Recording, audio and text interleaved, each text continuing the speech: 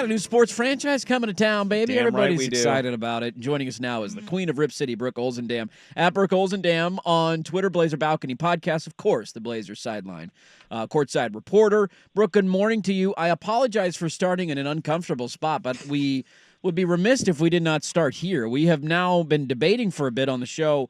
What does Ron Wyden smell like? Oh my goodness. Let me think about that. If I had to put it into words, I would be a combination of perhaps like a pine tree and cotton candy. Yes, you called it. Pine tree. You called it with the pine smell. I said it, Brooke, because I saw everybody gave you a hug after opening ceremony started, and you looked like you were going to shake his hand, and he came in for the hug, and I thought, pine tree guy. He has to smell like a pine tree. Did you really say that? Yes. Yeah, I did. Yeah, I did. Oh my God! I swear I did not. I swear I haven't been listening. I woke up about 5 minutes ago. well, I'm in Corvallis, so I did not hear that. I swear. That's hilarious. Is it uncomfortable? Like, first of all, I want to ask: do you get nervous when you host these events? That's a massive news. It's like historically, we're going to watch that. Looking back at the history, UMC the event, but is it also a little uncomfortable because you're being professional. You're going for the handshake. People coming in for hugs. Oh, okay, I guess we're hugging. I'm sure you've met Ron Wyden before, but like, what is that whole experience like on your end? Well, I'm going to be completely honest. In a second. Always. But I've met Ron Wyden and interviewed him many times. So when he walked up, I just did something different to him, like, hey, like hands, like jazz hands. Right. So my plan was to hug him. I wasn't going to hug everyone but Ron Wyden. That would have been weird. I was hugging the commish, hugging the owners, and then I just did a little extra dance when I saw Ron Wyden. If it appeared like I was handshaking him, that is not accurate, I swear. I was really going for the hug. I was just doing a weird dance beforehand. But to answer your other question, I don't get nervous, but I will tell you the one thing I wanted to nail was the Bethal's last name. That was really important to me, getting people's names right. And so the second I said their names and I said it correctly, I was fine. I just wanted to get that out there and make sure it was done correctly and said correctly, respect for them, and they're wonderful people. So that was the one thing I wanted to nail. And I guess if you could say if I was nervous about anything, it was that. And as soon as I did, everything was fine, and we were off and rolling. And I was there. Everyone on that panel was so great in their own way that, I was just kind of maneuvering and quarterbacking the whole thing and making sure they had their moment to speak and do it well. And in those situations, I take them really seriously because, like, you're totally right. This is something that we'll watch forever, and it's such a big deal and so important. But I still want to make it somewhat like, chill and fun and relaxed. Like, that's kind of like my MO. I don't want it to be too stiff. So I got a few like little one-liners in there, but for the most part, I wanted to stick to script and make sure I gave it the respect it deserved. Well, you did an awesome job, and we can relate to the last name thing because we have guests on from time to time that we're not 100% certain, and then we will like repeat it 30,000 times in the commercial break before we bring them on to make sure, phonetically sounding it out to make sure that we get it right. And then usually the first time you say it on air, you screw it up because, we're idiots and we forget things quickly. But let's just talk about the significance of the day. I'm jacked for this. It's a city that, we have been desperate for more entertainment and more sports and in the league, and this is one that I think always made sense. The Portland Fire were wildly successful for the short period of time that they were here many, many years ago. It always made sense. Just the significance of the day for you as a sports fan and the WNBA coming back to Portland. It was huge. It will go down like as one of the coolest things I've ever been a part of. I was so honored to be asked to do it. And, I'm here in the Rip City Rally. I'm in Corvallis right now. So I came here after the event yesterday. So we've been pretty busy all week. But as soon as, we knew this was going to happen, I made sure that all my bases were covered here so that I could get back for it because there was no way I was going to miss that. But all day long there was an excitement in the air. There's a buzz. It was I got there early so I could kind of get the lay of the land and make sure, do sound checks and stuff like that. But watching all the fans and media and everyone kind of start filtering into Moda Center, they just kept coming and coming and coming, and it was the excitement level was through the roof. And then when I got to chat with the owners a little bit beforehand and everyone else, you could see the excitement there. And when it finally got rolling, it was like, this is a really big deal. You kind of had to step back and think, like, wow, this is really happening. We've had so many false alarms, and not for lack of trying or lack of effort from people wanting to get a team in a W team in Portland, but you kind of got excited and then it didn't come to fruition.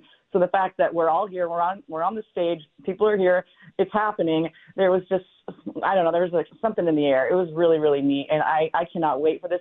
The fan base here, the sports fan base in Portland, it's just perfect for something like this. And especially, I'm not the first person to say it, but with all the storylines around the WNBA right now and all the excitement around it, you got Caitlin Clark, you got Angel Reese, you got all these names that are household names now, that I can't think of a better time, a better place for a WNBA team, and the fan base is just jacked and ready to go. So yeah, this is a moment right now that I haven't felt for a while. I'm really excited about it, and I love that the Trailblazers front office was there, a lot of other media members to support, and I think it's going to be the perfect partnership.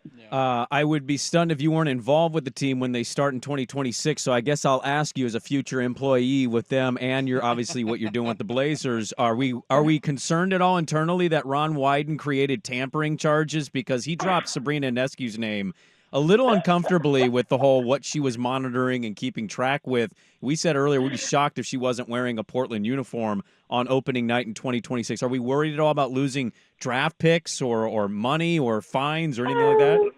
I think it was just all in fun, Let's hope so, at least. Sabrina, she will be technically available at that time. It's fun to talk about. It's fun to think about. We'll see how things go. It's not like something you can definitely plan for, but isn't it fun to think about? Her being in town, showing up, and little girls and young women and everyone, for that matter, young men and adults that just love Sabrina Ionescu. I did. Watching her in college, I was a huge fan, and I still am when she's in the W, so I can't imagine a better fit. But again, we can't control that. We'll see what happens.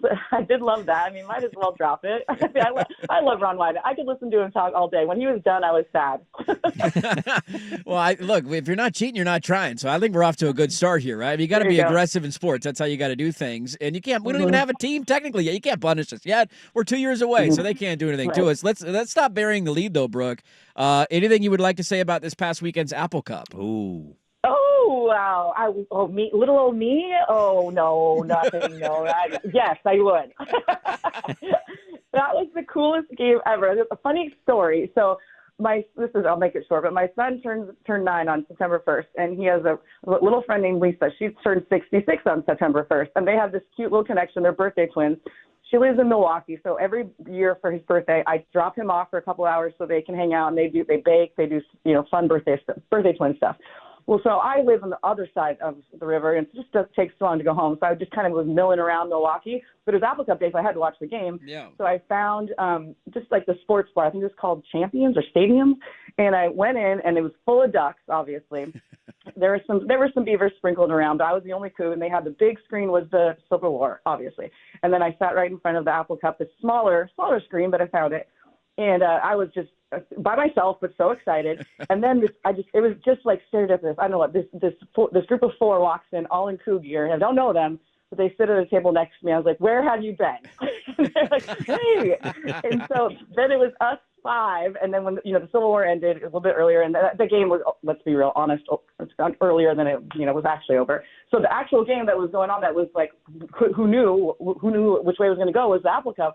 So the whole bar kind of started like joining in with us, so we became kind of like a rooting family, because let's be real, Ducks don't want the Huskies to win, and the Cougs are never really good enough for anyone to care. So they jumped on our bandwagon, and so it was so much fun because of all these people. I didn't know a single one of them. Were all rooting for the Cougs at the end, and I was not okay. I mean, I was leaning forward. When you start leaning forward in your chair, you're getting nervous. That was me. And people are talking. I was like, I love you. I know we're friends now, but can we just not talk right now? Let's just wait till I can't talk right now.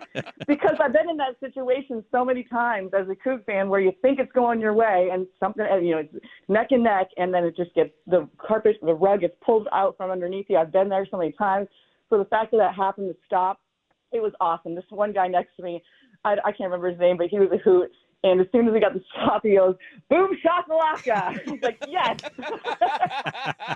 I want to ask, is the Cougars, you have such a reputation of being very kind and nice to people in the industry and outside of the industry. But are the Cougars the one exception to get Brooke Olzendam to turn to somebody and say, "Can you shut up?" I think a Husky coming in might be the time when you don't see Brooke be very nice.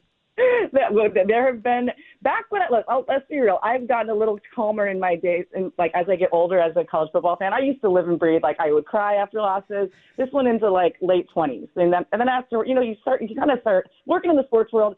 You just you guys kind of understand. I think you lose like, the spark a little bit. Yeah, it mellows, and so when you lose, I'm like, oh, bummer. But I mean, the Husky starts. If you start something, if you knock on my door, I'm going to open it. So that might be the one place. I mean, I'm not going to get mean or nasty or anything, but when I have fun with the rivalry. I have a ton of Husky fans or friends that are Husky fans because just state of Washington. But I won't get too low. But if you start it, I'll stop it. I feel like Brooke went Breaking Bad there. Like I am the one who knocks. I am the one who knocks. I am the Coug. Brooke Olzendam. She is the queen of Rip City. She just woke up in Corvallis, kind enough to join us on the show after the big announcement yesterday, the WNBA coming to Portland. Awesome job hosting the event. I'm having a hard time wrapping my mind around basketball season actually being here, so let's pretend that's not the case because I'm just getting into football. I'm like, I can't handle all this stuff. It's a little too much, but can't wait to see you back on the call for Blazer games, and thanks as always for hopping on the show. Absolutely. You're having sensory overload with all these sports coming at you. I get it, but you wouldn't have it any other way. That's right.